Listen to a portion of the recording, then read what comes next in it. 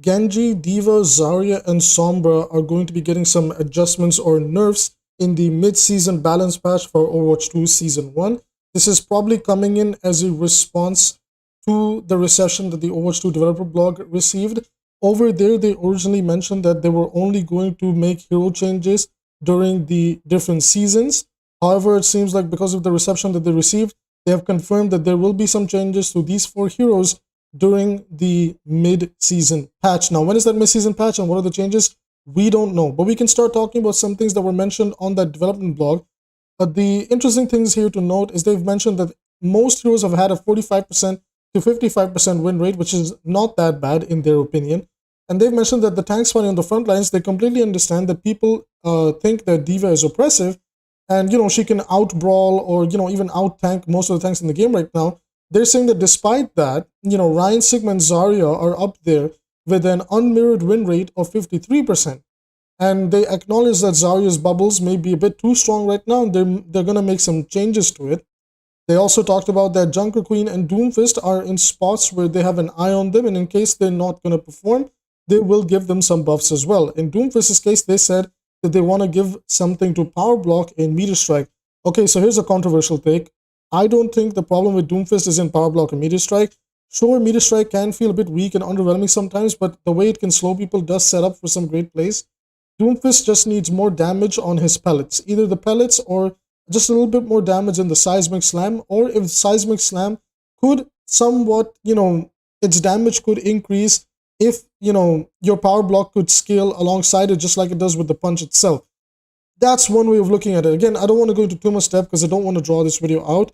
We can discuss Doomfist's state in a live stream.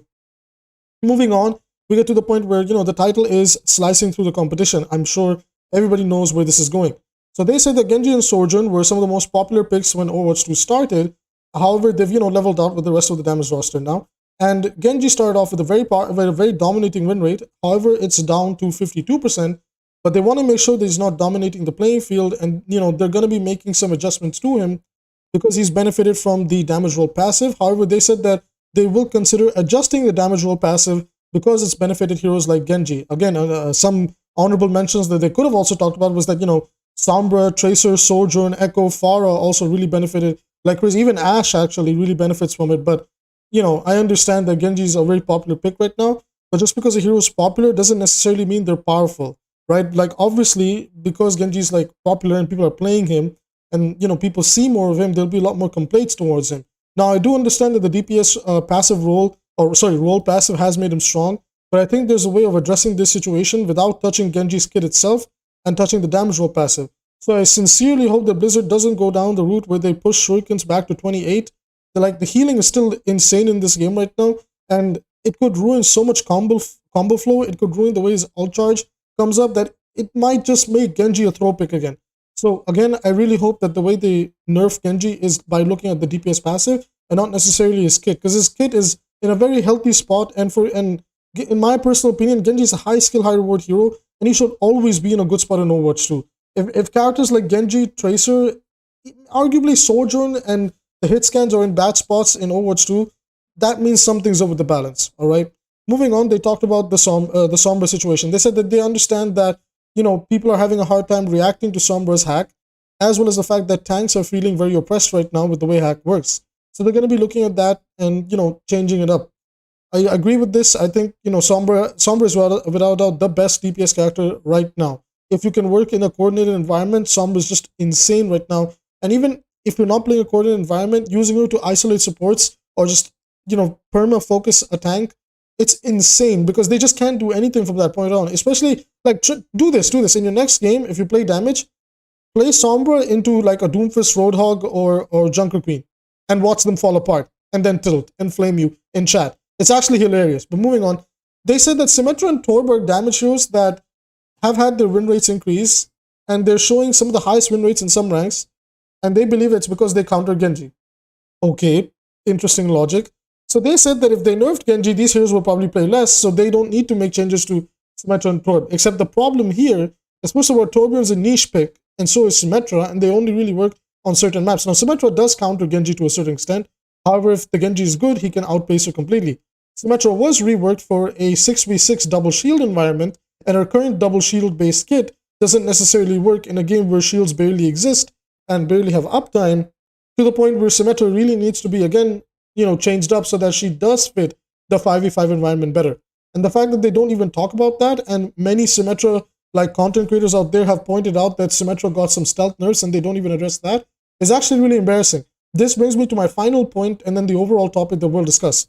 So they said that Kiriko has had a play rate or even a pick rate of 75%, with her win rate increasing from 48% to 52% over the course of the past week. They acknowledge that her damage and healing is pretty average, but it's her evasiveness that's really strong with her swift step. I like how they don't talk about her little immortality thing, but again, whatever, right? I don't want to focus on that right now. We'll talk about it later when she enters competitive and the impact she has on the game. Over here, their logic is like really, really weird. So when they talk about D.Va and Genji, they said that because both of them are about 52 to 53% of the win rate, they need to be looked at and adjusted. But then they also go on to mention characters like Rein and Sigma having around the same unmirrored win rate, and they're not going to be balancing them, even though, in my opinion, they shouldn't be balanced because they're fine. It's just like their logic falls inconsistent. So again, they mentioned that Genji has a 52% win rate and Kiriko has a 52% win rate. So does that mean that Kiriko's in line for nerfs? Again, like their way of justifying everything is really weird because they don't talk about pick rates. Like, in my personal opinion, like, if a character is good, they're always going to linger around this 49% to 52, 53% win rate. That's always going to be the case, right? What we need to know and what we need to see is the pick rates. And not having the pick rates is basically why they can say that, oh, Sim and Torb has some of the highest win rates in the game.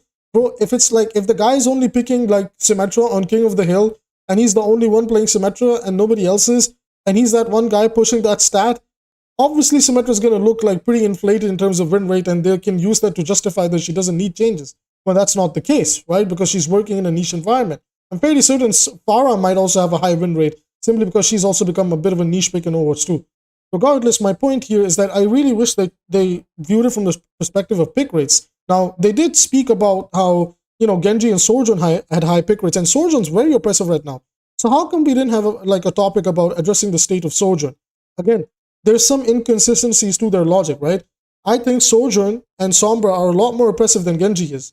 Although I do agree that Genji can get a bit too silly when that DPS passive kicks in. So here's how I want to adjust everybody. In Sojourn's case, I know they're not nerfing her, but this is what I would like to see if they did. When she's not in her ultimate mode, she shouldn't be allowed to headshot with her railgun shot. Instead, it should do like a decent amount of damage to the body, and maybe it can do a little bit more damage to the body when it's not in the ultimate, so that way, she has ways to kind of like combo with her left click and her right click, right?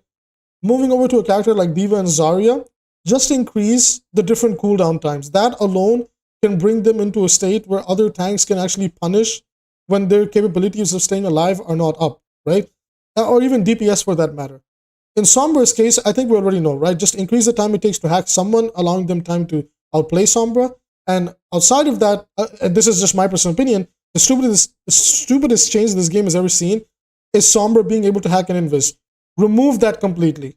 Honestly, it's really unnecessary, but whatever, like, that's just my frustrations. I've been playing tank off stream, trying to climb, on my alt account, trying to get, play tank with my friend.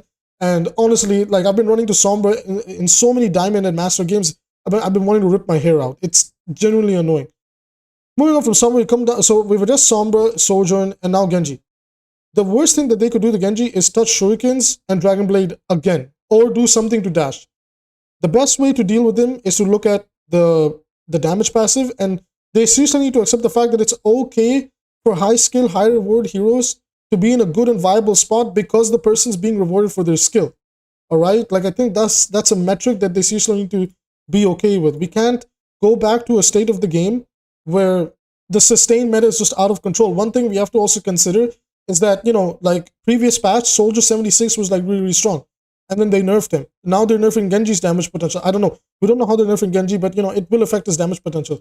If we keep doing this to every DPS that becomes viable and never do anything about the way supports are interacting with the rest of the game, it's just going to lead back into like a meta where it just feels like goats again, where healing is so high, sustainability is so high that it doesn't matter what damage hero you play. You just need to play something that can stay alive and then just run in with your tank.